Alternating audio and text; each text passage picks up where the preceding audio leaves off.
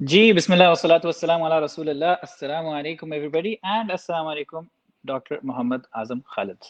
वालेकुम अस्सलाम डॉक्टर यूसुफ रज़ा, कैसे हैं आप? मैं ठीक हूँ अल्हम्दुलिल्लाह। How is everything going on your end? अल्हम्दुलिल्लाह ठीक ठाक। जी doctor Yusuf, so why this topic? हाँ, that's a very good question. This topic is important considering कि हम वी ओवरडू आवर जॉब जब हम मेंटल हेल्थ अवेयरनेस की बात करते हैं। And we've seen that as a trend, particularly in the West, and we're seeing that more and more in Pakistan as well. कि इतनी ज़्यादा मेंटल हेल्थ पे फोकस होता है, इतनी ज़्यादा अवेयरनेस क्रिएट होती है कि जो जिनको मसाइल नहीं भी होते, वहाँ पे भी मसाइल होना शुरू हो जाते हैं। And it is the stigma is challenged so well that it almost becomes something of a thing to have. It's something sought after, something to be proud of कि हमें mental health illness है और होनी चाहिए। और वो जो एक we have a natural self victimizing tendency as human beings। तो एक तरह से उसको भी एक शी मिल जाती है, उसको एक ट्रिगर मिल जाता है, एक जस्टिफिकेशन मिल जाती है। And you know that it's glamorous to be depressed, it's glamorous to have a diagnosis, and so that is a problem in and of itself कि अगर हम सिर्फ अवेयरनेस की बात करें और इस ग्लैमराइजेशन वाले ट्रेंड को एड्रेस ना करें तो that's going to be unjust. But Yusuf, लेकिन इसमें इसका भी तो रोल है जो रिसर्चेस हमारे जैसे साइकेट्रिस्ट ने over the past few decades जो निकाली हैं कि जो डिप्रेस होते हैं वो असल में बहुत इंटेलिजेंट होते हैं, जो कि माशरे को बहुत गौर से देख रहे होते हैं, इस वजह से वो डिप्रेस हो जाते हैं। जो मैनिक होते हैं वो बहुत क्रिएटिव होते हैं, जो स्किज़ोफ्रेनिक होते हैं वो बहुत फिलोसॉफिकल होते हैं। तो आखिर ये सारी मिथ्स भी तो हमने ही फैलाई हैं। Hmm. True true, that is true कि there is a role of all of these aspects कि जब हम स्टिग्मा को काउंटर करने की बात करते हैं तो the people who have experienced और are experiencing mental health challenges, हम उनको इतनी ज़्यादा पॉजिटिव लाइट में पेंट करते हैं एज इफ टू सजेस्ट कि it is the thing. And those myths may not all be wrong either, कि उनका truth अपनी जगह पे, the empirical evidence to support that अपनी जगह पे, हमने अपने clinical experience में ऐसा देखा भी होगा that there are people who will be who are experiencing the symptoms that they're experiencing or the challenges that they're experiencing precisely because they think about these things differently from the rest, कि उनका मामलात को देखने का, माशरे को देखने का तरीका बहुत मुख्तलिफ होता है। एंड उसको अगर हम दूसरी तरीके से देखें तो जो मामलात हैं सोसाइटी के अंदर, माशरे के अंदर, उसमें कंप्लीटली नॉर्मल होना भी तो एक प्रॉब्लमेटिक बात ही होगी। तो I see what you are saying. I think I am doing just that right now as I am speaking, promoting or in a sense glamorizing the entire problem of mental health. हम्म, हम्म। और सो ये problematic क्यों है? अगर एक बंदा अपने आप को डिप्रेस समझ रहा है और वो साइकोलॉजिस्ट या साइकेट्रिस्ट के पास जा रहा है, तो ये प्रॉब्लमेटिक क्यों है? क्या ये अच्छी बात नहीं है कि हो सकता है वो वाकई हो और उसे कोई हेल्प मिल जाए? So why is it problematic? देखिए, हो तो सकता है कि वो वाकई हो और उसको कोई हेल्प मिल जाए, लेकिन on multiple accounts, one at one level जो लोग जो जेन्युइनली एक्सपीरियंस कर रहे हैं प्रॉब्लम्स को, it is an insult to their suffering if we develop as a self-fulfilling prophecy. And this is something that I like to call the Google syndrome as well. I don't know if that's a term or not, but I'm thinking it should be कि हमने Google किया या हमने online देखा कि mental health illnesses के बारे में बात हो रही है, और मेंटल हेल्थ इलनेसेस के बारे में आमतौर पे जो सिम्टम्स इलेबोरेट किए जाते हैं, उनमें से अक्सर सिम्टम्स हम सारों को किसी ना किसी लेवल तक किसी ना किसी उस पे हुए होते हैं। तो उससे ये सारा कुछ इमेजिन कर लेना कि ओए ये तो मुझे भी है, और फिर उस चीज़ को अपने ऊपर तारी कर लेना, और फिर एक सेल्फ फुलफिलिंग प्रोफेसी, अपने एक बिलीफ पैदा कर लेना कि हाँ मैं तो हूँ डिप्रेस्ड। और जब ये बिलीफ पैदा हो जाएगा कि मैं हूँ डिप्रेस्ड, तो फिर the belief is then going to give rise to the symptoms themselves. However that process works, but that leads for a person to develop those symptoms which weren't there to begin with. And फिर it is giving us as individuals a justification for being irresponsible, a justification for being, not taking care of whatever social responsibilities, personal responsibilities we may have, in victimizing ourselves. And then that will give rise to genuine problems, which will then give rise to actual psychological challenges, right? So वो फिर बीमारियां हैं नहीं, they have been आइट्रोजेनिकली, यानी एक डॉक्टरों की काविशों के नतीजे में वो बीमारियां पैदा कर दी जाएंगी। And that's problematic, that is something that we don't want to promote. जैसे मैंने पहले कहा, जो लोग जेन्युइनली उन इश्यूज में से गुजर रहे हैं, it's an insult to them कि उनकी सफरिंग, और for somebody who took it, who learned to have this from reading so much about it or hearing so much about it, or it's by seeing how glamorized it is, takes that upon themselves, फिर उनको genuine problems शुरू हो सकते हैं, उनकी functionality impair हो सकती है, and so on. हम्म। और लेकिन जो इसकी दूसरी एक्सट्रीम है यूसुफ, Hmm.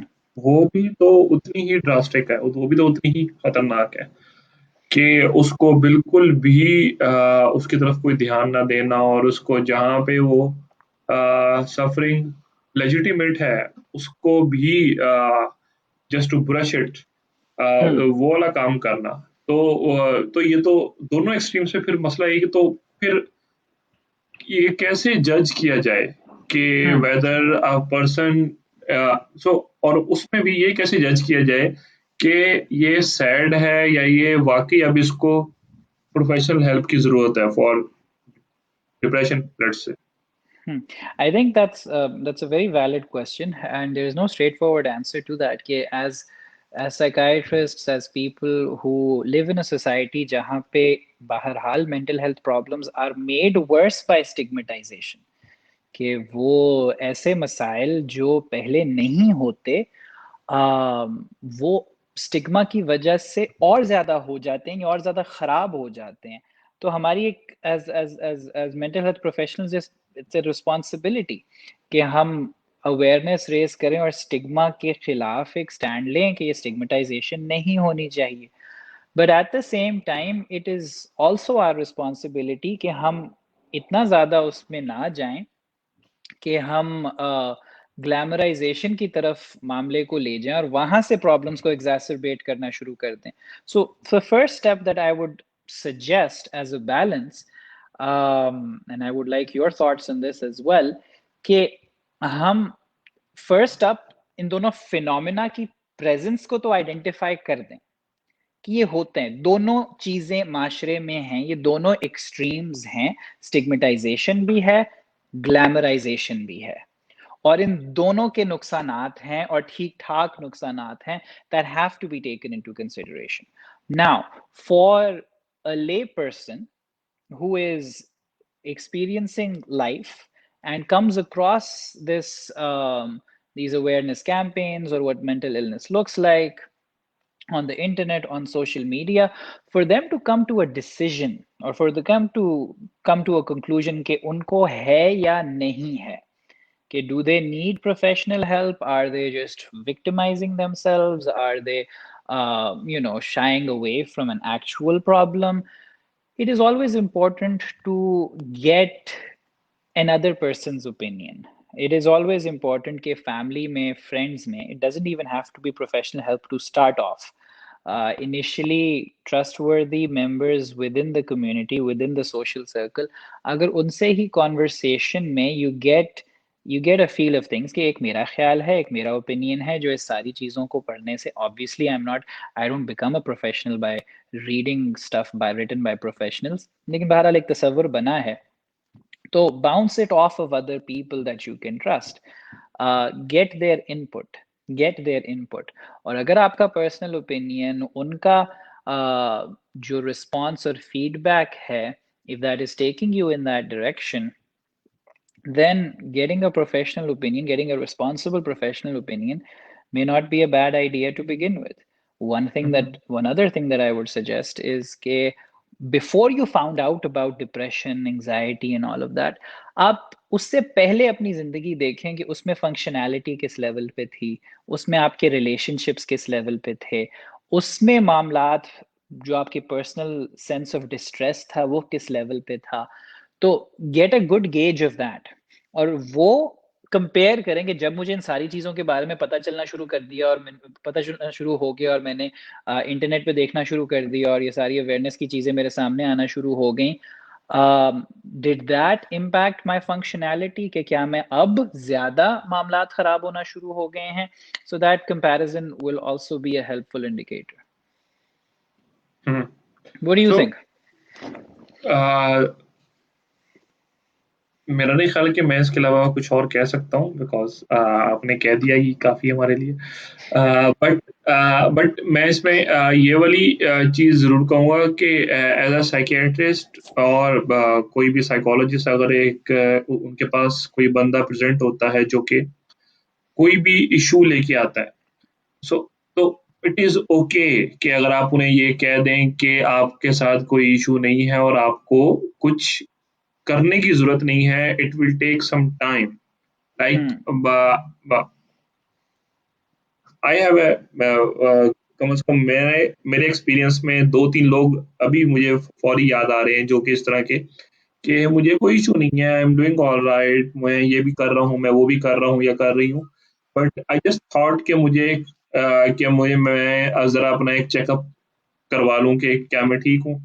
हम्म जस्ट लाइक कि मैंने जाना है नॉर्दर्न एरियाज में, तो मैं जाते हुए जरा अपने टायरों की हवा शवा और गाड़ी के सब कुछ चेक करवा लूँ कि क्या सब कुछ ठीक काम कर रहा है। सो हम्म सो ये वाली जो ओवर कॉन्शियस होना है हम्म कि कहीं मेरे साथ कोई मसला तो नहीं है, ये भी तो एक और ये इसमें इस ओवर कॉन्शियस होने में बहुत ज्यादा रोल वो जो हमारी सेल्फ हेल्प बुक्स का है, कि वो हम्म इतनी ज़्यादा सेल्फ हेल्प बुक्स है मार्केट में कि अगर किसी ने वो 7-8 पढ़ ली हैं, तो उसमें आप अपने अंदर कोई 5-7 मसले तो हर वक़्त ढूँढ सकते हैं कि मेरे साथ ये मसला है, मेरे साथ वो मसला है, मेरे साथ वो मसला है। एंड इट्स लाइक कि आप पूरी दुनिया को एक होमोजेनस सॉल्यूशन बना दें जिसमें सारे एक ही जैसे, एक ही वैलेंसी वाले लोग हों। तो हम्म ये जो ओवर कॉन्शियस होना है ये भी हमें अब देखने को मिलता है, खास तौर पे वो जो पढ़ी लिखी अवाम है।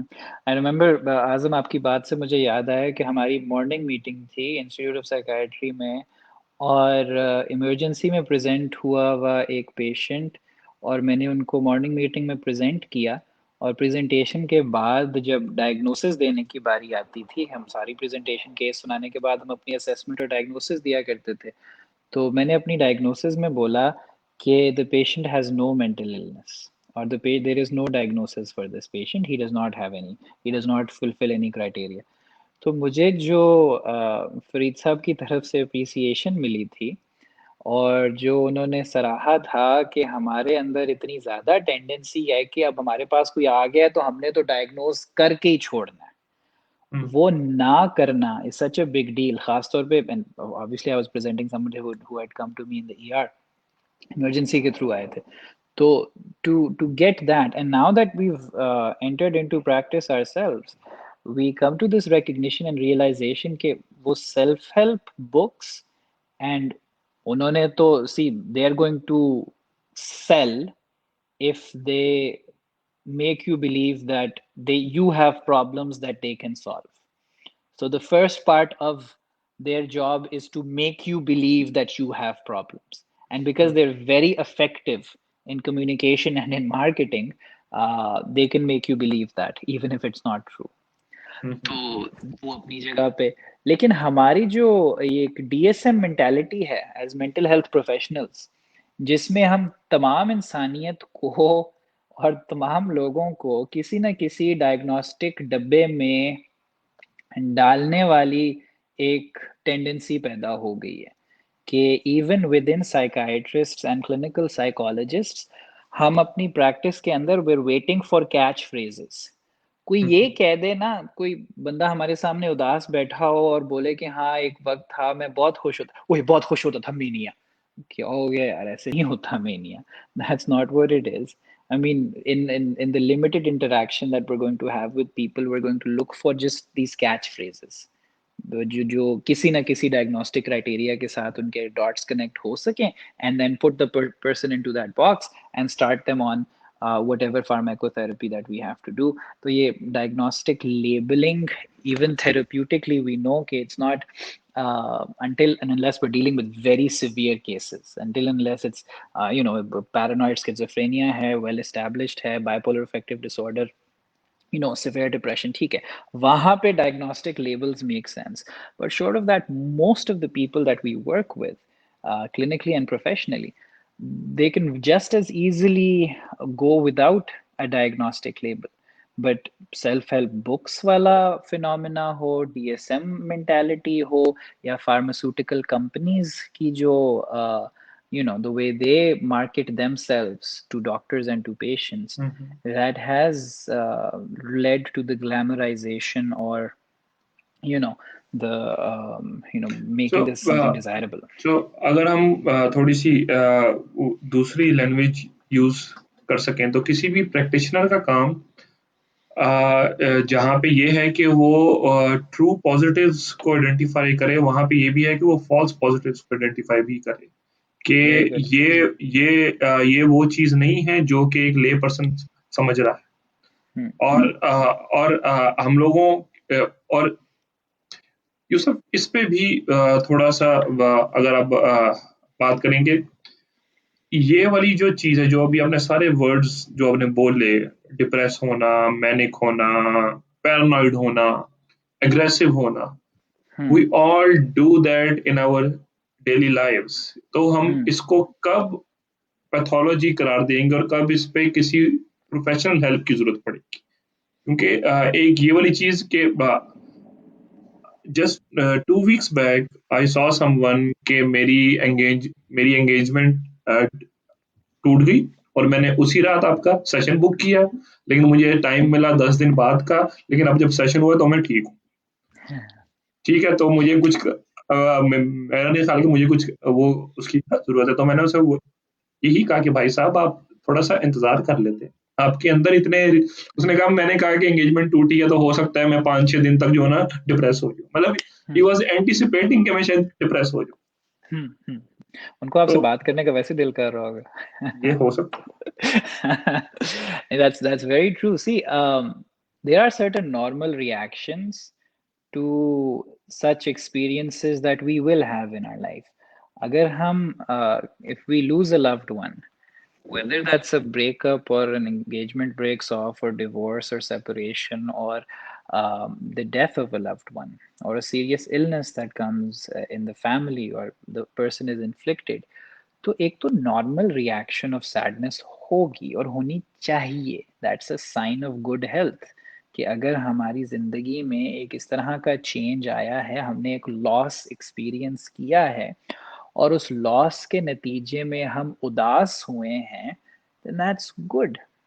उदासी का ना होना, जहाँ उदासी बनती है, दैट्स प्रॉब्लमैटिक, वहां पे कुछ ना कुछ गड़बड़ चल रही है, राइट?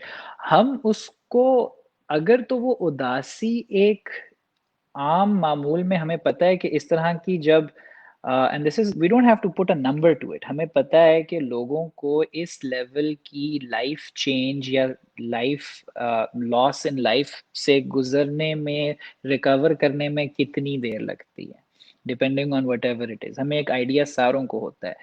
अगर वो उससे कहीं ज्यादा हो रहा है कि अब काफी अरसा हो गया लॉस को, फिर भी वो सैडनेस नहीं जा रही, फिर भी वो उदासी नहीं जा रही, और अब वो हमारी, and we been saying this from the very beginning, the line that you brought up with reference to Freud, the loss of ability to work and to love, right?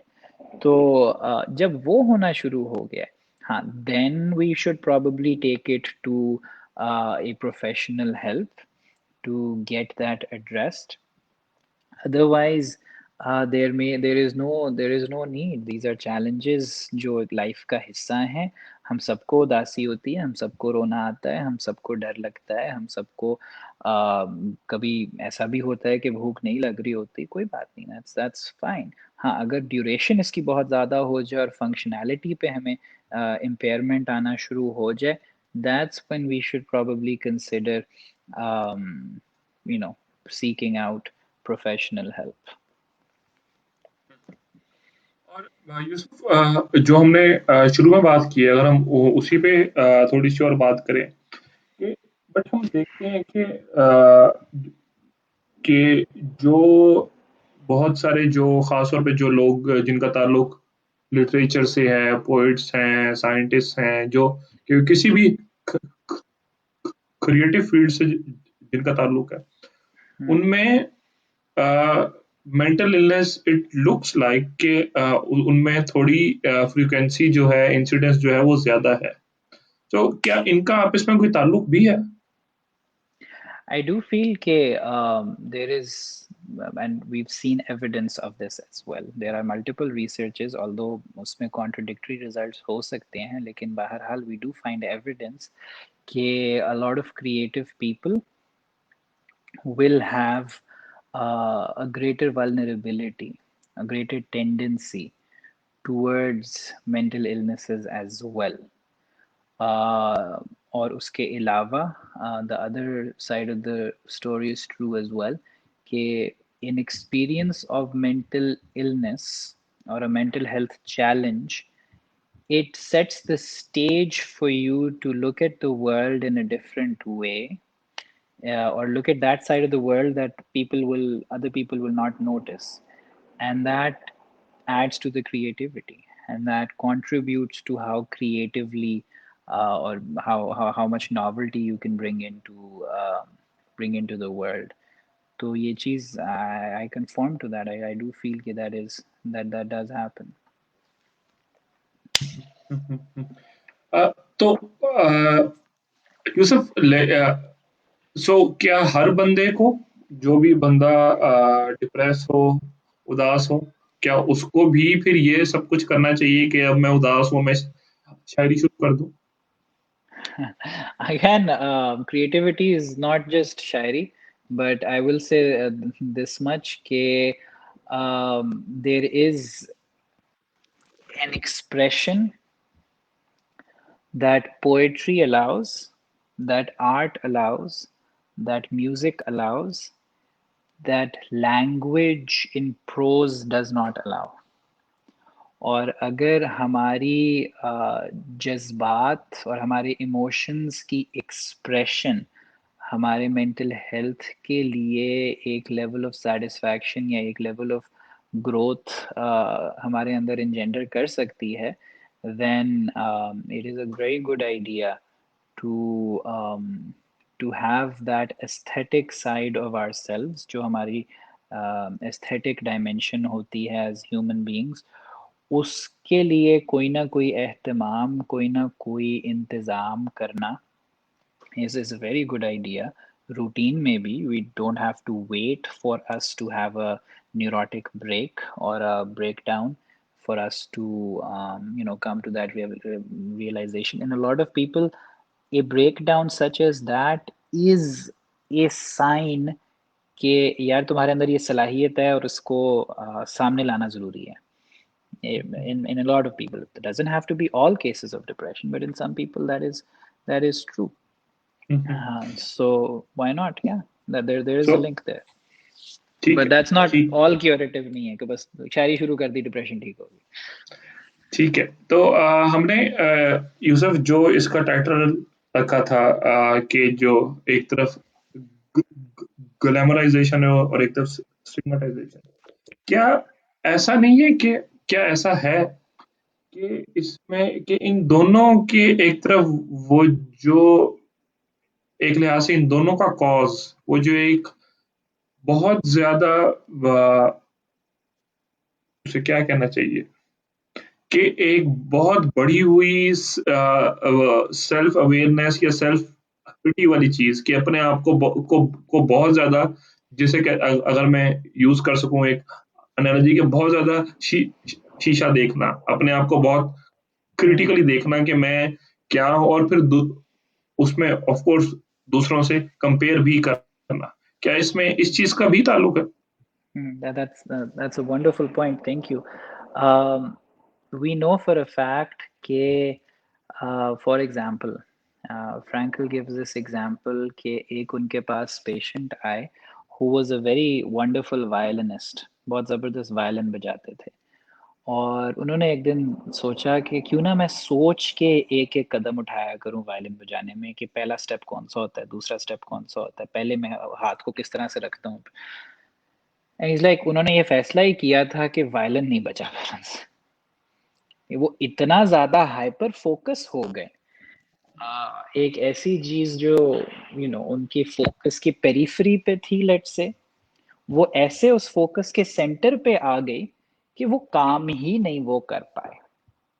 और those of us who have learned how to drive or any of those motor skills जो हमने adopt की हैं, अगर हम उनके बारे में इतना ज़्यादा जूम इन करके सोचना शुरू कर दें, वो एंजाइटी, वो tension, this is what happens in stage fright as well, this is what happens in public presentations, this is in most public performances।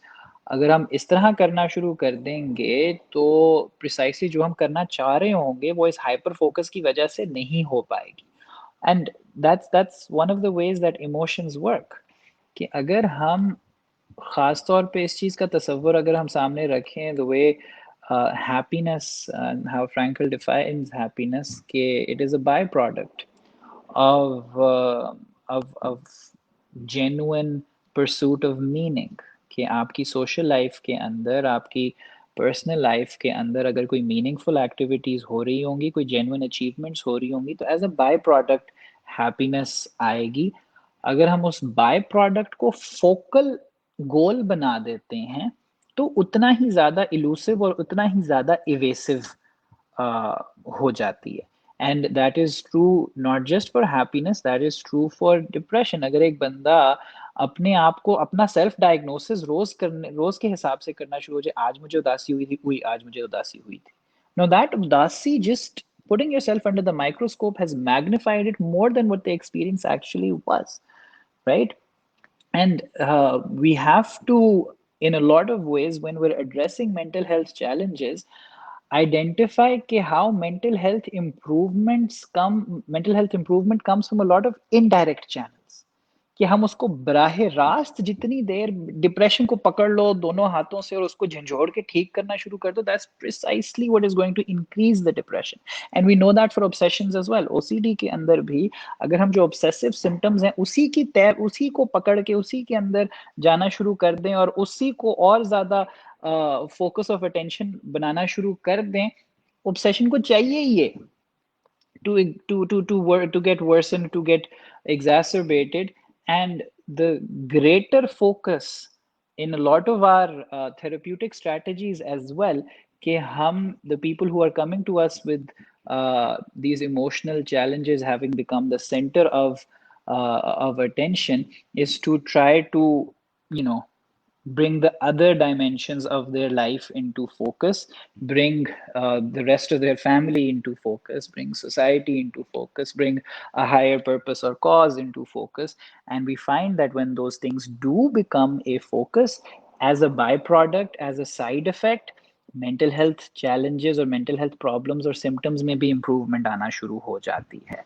तो as campaigners for mental health, we need to also know when not to focus on mental health and when to focus on the other dimensions of the human being, all of whom there's a confluence within our emotional experience from all of these different dimensions. हम्म, हम्म। और सो यूसुफ, लेकिन तो एक बहुत जो obvious सवाल जो आपको देख रहे हैं वो पैदा होंगे कि हम क्या करें फिर, और क्या ना करें। इफ यू कैन, ये जो आपने बहुत सारी वेग बातें की हैं, इनको अगर बुलेट पॉइंट्स में आप कर दें कि क्या करें और क्या ना करें, ताकि फिर हम क्वेश्चंस की तरफ जाए। ठीक हो गया। देखें हम इस चीज़ का, हम before I answer your question, there is I I do feel कि हमें हमेशा जब हम स्टिग्मेटाइजेशन की बात करते हैं, we need to balance that out with identifying the phenomena of glamorisation as well. और लेकिन जब हम ग्लैमराइजेशन की बात करते हैं तो we also have to come back and refocus and identify stigmatization as an issue as well. I don't know if we've been able to speak about this in the past or not, लेकिन stigmatisation ख़ासतौर पे हमारी society में काफ़ी psychological problems को इतना ज़्यादा exaggerate या एग्जैसरबेट कर देती है कि एक इंडिविजुअल के लिए फिज़िकल सिम्टम्स के साथ मैनिफेस्ट करना कि उनकी डिप्रेशन फिज़िकल सिम्टम्स की सूरत में सामने आ रही है, ज़्यादा काबिल कबूल है, ज़्यादा एक्सेप्टेबल है as compared to coming in the form of overt sadness or crying or psychological symptoms जिनको हम कहते हैं. तो to put it in another way कि पाकिस्तानी सोसाइटी के अंदर psychological problems are more likely to come in the form of physical symptoms. Pains का ज़्यादा होना, डाइजेस्टिव प्रॉब्लम्स का ज़्यादा होना, loss of functioning in a particular part of their body का ज़्यादा होना, और उसकी रूट क्या है, उसकी ओरिजिन क्या है, साइकोलॉजिकल प्रॉब्लम्स. ये क्यों है हमारी सोसाइटी में ज़्यादा? क्योंकि साइकोलॉजिकल प्रॉब्लम्स को कोई लिफ्ट नहीं कराएगा, कोई अप्रिशिएट नहीं करेगा, तवज्जो नहीं देगा, मसाइल का हल उस तरह से नहीं होगा. इट इज़ मोर लाइकली कि फिजिकल सिम्टम्स को अटेंशन मिलेगी, एड्रेस किया जाएगा. Not that any one does that deliberately.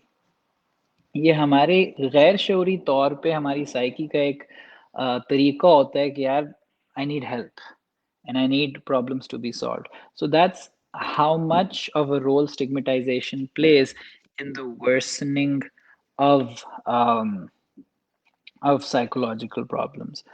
So this I wanted to say before we moved on. Now to answer your question, or see, first up we need to know कि एक stigmatisation होती है जिसकी वजह से mental health challenges खराब होते हैं. दूसरी चीज वी नीड टू नो कि ग्लैमराइजेशन भी होती है, कि इन आइडेंटिफाइंग कि इसको कितनी ज़्यादा अटेंशन मिल रही है और कि this may be a way out, we have the tendency to victimize ourselves, and we may resort to a diagnostic label. And I have actually gotten this from one of my collaborators. He said कि उनका यही था कि मुझे ADHD है. मैंने सारी काफ़ी बैक एंड फोर्थ होने के बाद जब मैं उनकी तसल्ली करा दी कि उनको ADHD नहीं है, उन्होंने कहा अच्छा फिर मुझे काम करना पड़ेगा अब. So that in itself is betraying a tendency within us कि किस तरह से ये डायग्नोस्टिक लेबल्स हमें एक क्लीन चिट दे देते हैं. तो इन दोनों फिनोमिना की अवेयरनेस ज़रूरी है कि दोनों की टेंडेंसी हमारे अंदर, हमारे माशरे के अंदर मौजूद है, हमारी इंडिविजुअल सेल्फ्स के अंदर मौजूद है. तीसरे स्टेप पे हमें खुद से सेल्फ डायग्नोसिस को जितना भी हम, that's how the process will start. Understandably हम किसी भी चीज़ का स्टार्ट अपने से ही लेते हैं कि हमारा उसके बारे में क्या ख्याल है, क्या ओपिनियन है, क्या कंक्लूजन है, लेकिन it shouldn't and with that. हमें उसको कोरॉबरेट करने के लिए, उस पर फीडबैक हासिल करने के लिए, उसको एक्नॉलेज, उसको उसको कंफर्म या रिजेक्ट करने के लिए we should be open to other people's input, right? And that input can come from reliable and trustworthy sources within our families and friends. अगर डिस्ट्रेस या प्रॉब्लम का लेवल और ज़्यादा है, एड्रेस नहीं हो रहा, then we should look towards responsible mental health professionals. And responsible mental health professionals should recognize कि हमारा काम सिर्फ डायग्नोसिस करना नहीं है, बल्कि जहाँ पे डायग्नोसिस नहीं बनता वहाँ पे एक्सप्लिसिटली ये बताना भी ज़रूरी है कि कोई डायग्नोसिस नहीं है. Okay, so now we're ready to move on to questions, Azim. Yes. So I am going to take the seat of the journalist, and now you can become the one answering the questions. मुझे आप खाम का hot seat में डाल देते हैं तो let's आप बड़े हैं हमारे। very funny. G. So What are Bob the is some? asking, what are some of the traits? You tried doing that again, didn't you? What are some of the traits to identify if someone has victimized themselves? So I think इसका जो answer है वो तो आप पहले दे चुके हैं कि इसका कोई स्ट्रेट फॉरवर्ड आंसर नहीं होगा, but you would have to look कि वो जो वो जो अपने ऊपर जो जजमेंट है, क्या क्या उसका कोई वारंट है या नहीं है। एक चीज, दूसरी चीज ये कि क्या ऐसा तो नहीं है कि the person is evading any responsibility. और फिर क्या ऐसा है कि वो जो विक्टिमाइजेशन है अपनी, उसके उसके इफेक्ट्स क्या हो रहे हैं उनकी लाइफ के ऊपर। अगर तो आपको ये लगता है कि he is gaining something but not losing anything, then you should be suspicious के उनको कि क्या वो कहीं वो जो विक्टिमाइजेशन है वो डेलिब्रेट तो नहीं है। ठीक है, जहां तक ऐसी विक्टिमाइजेशन की बात है जो कि डेलिब्रेट ना हो और अनकॉन्शियस हो, तो वहां पे फिर ये सवाल ज्यादा इंपॉर्टेंट हो जाता है कि ये क्यों हो रहा है। Because there might be something के जो कि वाकई उनका हक हो और उनको ना मिल रहा हो। एंड दैट और यहाँ पे हक से मेरी मुराद जिसको हम प्राइमरी गेन्स कहते हैं, they are mostly of those category कि उनको कोई रिस्पेक्ट है, अफेक्शन है, लव है जो कि दूसरों से मिलना चाहिए। कोई भी जो उनके रिलेशनशिप्स या उनके इर्द गिर्द के लोगों से उनको मिलना चाहिए, लेकिन वो नहीं मिल रहा। तो उस उसमें so there can not be one straightforward answer कि ये होगा तो वो होगा। आपको ये Hmm. सारी डोमेन्स जो है वो देखनी पड़ेगी। और most likely I think it's important कि ये कॉन्वर्सेशन अगर हम अपने साथ करें कि कहीं मैं अपने आप को विक्टिमाइज तो नहीं कर रहा, और उसकी कोरॉबोरेशन के लिए मैं दूसरों से बातचीत कर लूं। लेकिन we should refrain from passing these judgements about other people. ये देखो अपने आप को विक्टिमाइज कर रहा है। I don't think that's appropriate. Even वो वाली विक्टिमाइजेशन अगर किसी की तरफ से आ भी रही है, तो जिस तरह आपने कहा कि एक कोई जेन्युइन नीड जो उनको डिनाई हो रही है, that may be the sole reason. So किसी और पे ये जजमेंट पास करने से पहले आपको एफसीपीएस साइकेट्री करना पड़ेगा।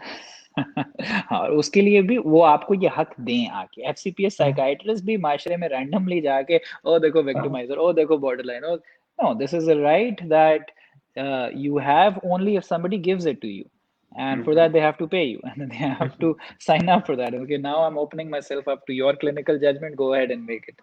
हम्म। Okay, all right, Anaya is asking Azam, grief और depression में क्या फर्क है? Is it just the level of functionality? So yes, functionality बहुत इंपॉर्टेंट है, लेकिन फंक्शनैलिटी जो है वो इन इट सेल्फ इफेक्ट नहीं होती। वो इफेक्ट होती है कि उसकी सवेरिटी क्या है। तो एक तो कि grief is a normal expression of any loss, और वो होना भी चाहिए। अगर वो ना हो तो वो एबनॉर्मल है। और मैंने कहा है एनी लॉस, तो वो कोई भी, मुझे मेरे फोन के गुम होने का ग्रीफ भी हो सकता है। बेशक वो बहुत सस्ता है, लेकिन फिर भी तो बट लेकिन एक तो कि इंटेंसिटी जो है डिप्रेशन की वो ग्रीफ से कहीं ज्यादा होगी, और दूसरा उसके के और grief at least in its initial stages जहाँ पे वो सबसे ज्यादा होता है, वहां पे वो डिप्रेशन को मिमिक कर सकता है। लेकिन grief subsides and the person returns to his functionality। लेकिन डिप्रेशन में ऐसा नहीं होगा, उसमें वो persistent होगा, उसकी severity जो है वो बहुत ज्यादा Hmm. होगी। और just to add one more thing to the description that you give, grief के अंदर जो loss, object that is lost, or the loved one that is lost, वो identification काफी clear cut होगी कि बहुत हमें नजर आ रहा होगा, अच्छा ये आजम का फोन गुम हो गया जितना भी सस्ता था, लेकिन उसके नतीजे में ये ग्रीफ रिएक्शन हुआ। but depression may we may not be able to make that connection. So but that लेकिन यूसुफ किसी के भी लव्ड वन के death- की डेथ होने के बाद वो डिप्रेशन भी हो सकता है even if hmm, that is visible लेकिन yeah, हम उसको वो जो ग्रीफ का वो जो नॉर्मल टाइम जो हम कहते हैं उसको 2 हफ्ते दिए बगैर हम उसको डिप्रेशन डायग्नोज नहीं कर सकते yeah, बिल्कुल ठीक है. Okay, so Anaya, it's not just the level of functionality, it is the association. Object हमें नजर आ रहा है कि नहीं आ रहा, और time period बहुत ज़्यादा important होगा. Okay, Mahnur is asking Azam, loss of ability to express love and care is normal, right? Manur, seeing your DP for a surgeon, it is perfectly normal. Uh, but loss of ability to express love and care is normal. No, it is not normal because love and care और इसकी तरह और भी बहुत सारी चीजें ये हमारे ह्यूमन फंक्शंस हैं. इट इज जस्ट लाइक कि अगर मेरी गाड़ी 3 गियर लगा रही है और चौथा नहीं लगा रही तो मैं कहूँ चलो 3 पे गाड़ी तो चल रही है so is it normal? No, it's not normal. क्योंकि टू फॉर एनी ह्यूमन अगर उसको अपने कंप्लीटली अपना पोटेंशियल उसका एक्सप्रेस नहीं हो सकता जब तक कि उसके ये तमाम फीचर जो हैं वो सही तरीके से उसके तमाम गियर सही तरीके से काम नहीं कर रहा. And love and care is one of the most important gears of any human. हाँ, बिल्कुल ठीक है. And जैसे आज़म ने मजाकन ही सही, लेकिन बिल्कुल that's an accurate depiction of what goes on in our society. There are certain professions that are designed almost to take that away from us. But on a serious note लेकिन उनके अपने profession के लिए वो जरूरी भी है. Hmm. अगर एक सर्जन उस तरह उस मानी में केयरिंग होना शुरू हो जाए कि किसी को मेरे कि कोई मैं किसी को कुछ चोट ना पहुंचा दूं तो वो तो काम ही नहीं कर सकता. सो मानो फिर वो a certain type of ruthlessness is necessary for you. ठीक हो गया. That's all right. So, moving right along, Azam, would you like to? Um, is this there? Okay. I think we've answered most of the questions. Don't you think, Azam? कोई रह तो नहीं गया आपकी नज़र में? एक जो मानूर से what are few things. ये वाला? Okay. जी ये आपने जवाब दिया. What are a few things a person having a fearful, oh my God, fearful avoidant attachment style should work on to improve? The relationship is maybe between a mother and daughter or anyone in a social space. सो सबसे पहले जी जी. उसना ने अभी अभी Mary Ainsworth पढ़ के जो है ना आपसे सवाल पूछा. ऐसे मेरा वाइवा हो रहा है. I would be very cautious there, Husna, in being being so definitive in saying कि मेरा ये fearful avoidant attachment style है. I would not, even as a specialist, as a psychiatrist or a clinical psychologist, I will not make that judgment for myself or about myself. I would take it to another professional. मैं आज़म से session लूँगा, आज़म से बात करूँगा, उससे बोलूँगा यार मुझे ये लग रहा है और उसकी ये वजह है, and then I would ask him to uh, to tell me is my suspicion correct or not correct. I wouldn't self-diagnose. Even as a mental health professional, I would not self-diagnose. I would always fall back to another professional, and then once they confirm or disconfirm, or if it's a manifestation of another problem, then I will proceed from there. Make sense? I hope that helps answer your question. Yusuf सिर्फ एक चीज जी ये वाला. How safe is it to do a diagnosis? I think I will say it as many times as you'd want me to say it. do not put labels to yourself. Do not attach labels to yourself. Even I would implore mental health professionals, most of the people that you're dealing with probably don't require a label or a diagnostic category either. A very small percentage does.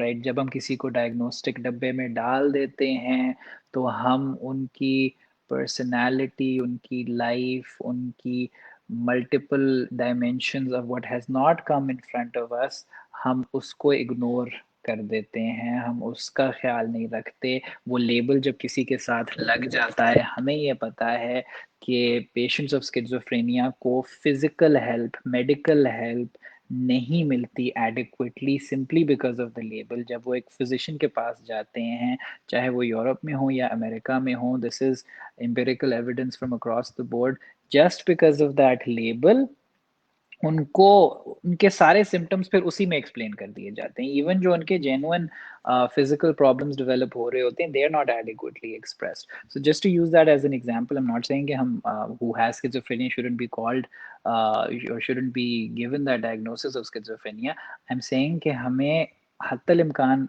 Avoid करना चाहिए कि मैं फिर अगर एक बंदे को कर दूंगा ना ये तो डिप्रेस्ड है या ये तो है ही बॉर्डर लाइन पर्सनैलिटी डिसऑर्डर फिर मेरी उसके साथ जितनी सब्सिक्वेंट इंटरेक्शंस हैं वो इसके अलावा आगे पीछे किसी चीज को देख ही नहीं सकेंगी एंड उनको जब तक मैं देख नहीं सकूंगा तो I am not going to be able to help them become more than that diagnostic label rather I am facilitating in reducing their life to that and just that and we've seen the devastating consequences of that in our practice we don't want to do that. Mhm. All right, so I think we're done for today, Azam. We call it a wrap. Thank you for all the wonderful questions, people. And if you, and I think there's a couple that we did leave out, but feel free to reach out to us in our inboxes and we will see how best we can help you out with those questions. And with this, our campaign for mental health awareness concludes finally. ठीक हो गया now what we are going with this campaign was an initiative of telepsychiatry Pakistan जो कि मेरी अदम मौजूदगी में मेरी बहुत मिनिमल इन्वॉल्वमेंट और आज़म की बहुत मिनिमल इन्वॉल्वमेंट के बावजूद हमारी टीम ने हमारे मेंटल हेल्थ कोचेज़ ने हमारी मीडिया टीम ने बहुत ज़बरदस्त तरीके से बहुत ज़्यादा मेहनत करते हुए आप लोगों के साथ कंटेंट भी शेयर किया we had talks in different places with different audiences spoke about mental health raised awareness as best as we could so full credit to the team um, for doing a wonderful job I wouldn't. I mean, there's so much that would not have been practically. हम लोग तो, I mean, we didn't even know what was going on, to be honest. So much was going on. Dr. Samia Iqbal, Dr. Omar, they've been going around giving talks. Afifa, Fatima, Dr. Mariam Javed. Despite a lot of personal